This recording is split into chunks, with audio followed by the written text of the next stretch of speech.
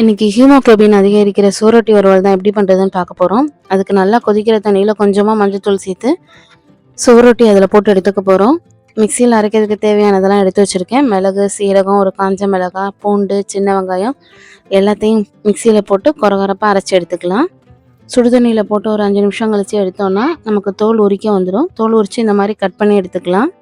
வானலில் எண்ணெய் ஊற்றி கொஞ்சமாக சோம்பு போட்டு சின்ன வெங்காயம் ஒரு கைப்பிடி அளவு போட்டு வதக்கிக்கலாம். வெங்காயம் வதங்கிறதுக்காக கொஞ்சமாக உப்பு சேர்த்துக்கலாம். இது கூட கருவேப்பிலை சேர்த்து நல்லா வதக்கி எடுத்துக்கலாம். வதங்கினதுக்கப்புறம் நம்ம மிக்சியில் அரைச்சி வச்சுருக்கிற பேஸ்ட்டை சேர்த்து பச்சை வாசனை போகிற அளவுக்கு நல்லா வதக்கிக்கலாம். இப்போ சுவரொட்டியை அதில் சேர்த்துக்க போகிறோம்.